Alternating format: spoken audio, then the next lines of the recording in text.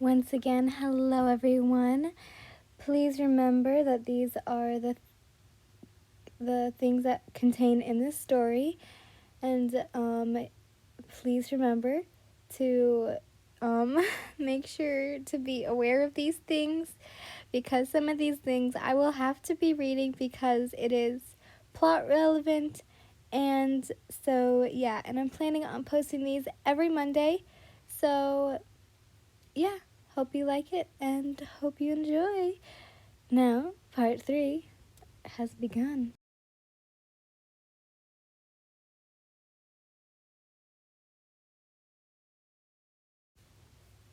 Unfortunate fate.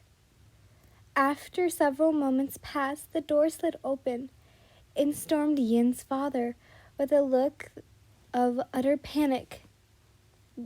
I'm going to call it Min, but it basically is your mother's name.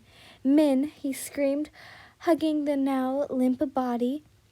He lifted up the still warm form of his darling and gently laid her on the floor. With 2 fingers, he pressed onto the side of her neck, fragrantly searching for the trace of a pulse. There were no thumps against his finger. I'm gonna say Finn, so his father's name. Felt his heart break at the sight of his wife. He sat there for what seemed like forever, until the sound of little sniffles snapped him out of his daze. Slowly turning his head, his eyes narrowed as they landed on a small figure not too far from the stool, as if he had just reached empathy. Sorry. I don't know why I didn't know how to spell empathy. Yay. Where's my spot?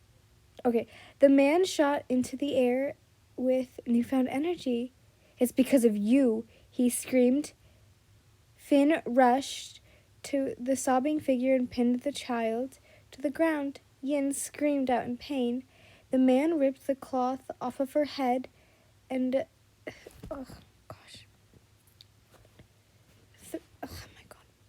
threaded his fingers around her hair. As he was about to pull, the man caught sight of Yin's tearful gaze. As if a switch had flickered, the man, his touch, turned gentle. Your eyes. You look just like Min. Pulling his fingers out of her hair, he gently brushed the strands out of her face, finally getting a good look of her features, and laughed joyously. Min, he whispered as his eyes traced over the young girl's face. Ming and my child. Mine. His voice gradually became more and more unsteady as he caressed the girl's hair. He pulled the terrifying child into his arms and rocked her back and forth. Yes, that's it. You're my child, my beautiful daughter, he whispered with an eager voice. Yin trembled within his embrace. What a terrible mother! How dare she hide you from me? My child, my baby. He kicked the body in anger, and his hug became a lot less comforting and more constricting. It was as if the body growing cold beside them was just another lump of trash needing to be discarded. So, Father? Finn threw his head back and laughed, his shoulders shaking. Yes, you're my child. What did she name you? I can't believe her, hiding you from me all this time. Despite all the confusion, Yin couldn't help but feel comforted by the gentle touch of her father, losing her mother in such a way, and then confronting a confusing affection from an unfamiliar person had begun to take a toll on her undeveloped mind. All she wanted and needed was comfort. Finn was there to provide it, but with a cost. 1 year later, Finn sighed, exhausted. He used one hand to rub his temples. A whip, a whip grasped tightly within his other. Do you know what you did wrong? Yin sat on her knees, sobbing silently. Large gashes were littered all over her body. The only surface that remained untouched was her flawless face. Another sigh left him as the girl silenced. He lifted up the whip in his hands and swung it down against her back. The force pushed the girl's small body onto the floor. The blood from her wound began to seep into the straw mats beneath her. I'm going to repeat myself one more time. What did you do wrong? I asked to go outside, she uttered in between sobs. Yes, he explained. Why are you trying to leave? Do I not give you everything? Finn bent down and hunched over her collapsed form. I wasn't trying to leave. The man shoved a finger over her lips. Shaking his head, removing his hand, he moved it to her hair, stroking it a little before pulling down. Shush, it's okay. You just need to learn that this is where you belong. Finn picked her up and hobbled over to the wardrobe, one hand, and pulled open the doors and pushed her in. Yin whimpered as she hit the back of the closet. Yin watched the doors close, the light slipping away and surrounding her in the darkness. With a long piece of rope, he tied the handles together. I'll let you out once I feel you're ready. Pressing the door with his hands, he leaned over and kissed the wood of the wardrobe. In the closet, the girl hugged her body. The sharp, I think stings.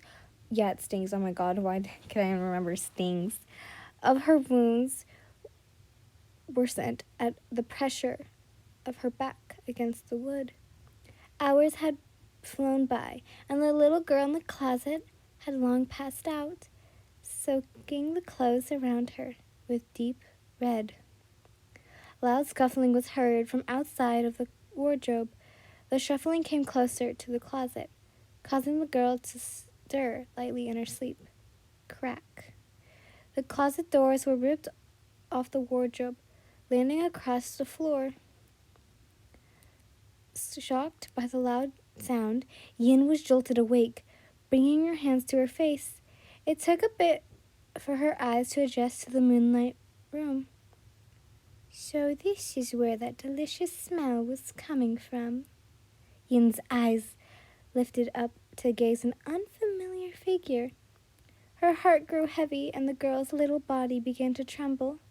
It was not the unfamiliar that she was scared of, nor was it the blood that covered his clothes. It was his wide grin, teeth sharper than a knife's, protruding out behind his lips. A piece of skin hung loosely in between his teeth, and chunks of flesh had stuck to the skin around his bloody mouth. A clawed hand reached over to pull the girl from the closet. Then the hair-colored girl immediately tried to claw away, but was pulled back by her ankle. What a cruel human. Look how bloody you are. The girl was then thrown onto her back. A squeak escaped her lips, and upon catching sight of her clearly, the demon's eyes immediately dilated. He pulled her body closer and hovered inches away. Yin squeezed her eyes shut, feeling the demon's cold breath against her face. The demon, oh my God, drank in all of her features, no longer feeling intense hunger, and profusely consumed his sense. It's okay. Don't worry. I'll protect you. For a while, They sat in that uncomfortable position, silent. Finally, he picked her up and placed her on his hip. The demon cuddled her close to him as he exited the room. While they made their way to the front door, Yin noticed a body that laid in the middle of the hall. The torso had been ripped open, the ribs snapped and broken at certain spots. Many of the organs were missing, and some were half bitten. Eyes trailed up to the person's face. Yin immediately felt sick to their stomach. "What are you looking at?" "Oh," the demon grinned deviously. "I hadn't finished my meal yet." He scrambled over to the body, bringing her to stand right above it. The scent of iron and death was so strong, Yin's head began to ache. Tears streamed down her face as she turned away from the body.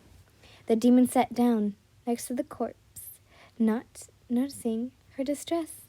He gently placed her down next to him. Yin's hands tightly clenched her clothes, keeping her gaze on her lap. She desperately tried to ignore the scent, but she couldn't block out the sound of chewing and slurping that came from the space beside her. All of a sudden, a hand approached the front of her face. Bling immediately rose to her throat, and a dark red organ held within the demon's palm. "You should eat too. Here, I saved his heart for you.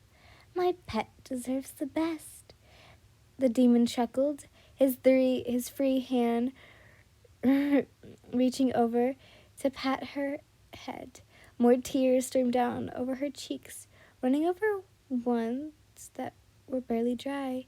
Yin tried to shake her head, but saw the dark look that appeared on his face. Staring at the organ in front of her, disgust began to tingle back to her neck.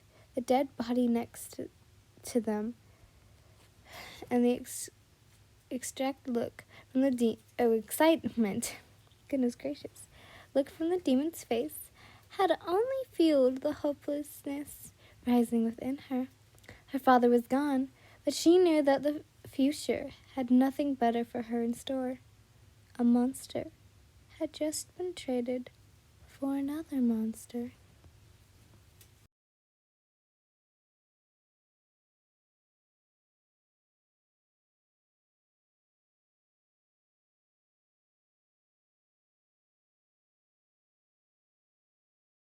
Oh no, it looks like Yin has been given to another monster. Will this be the last, or will she be given to another? You'll have to find out, for I think the next chapter will decide that fate.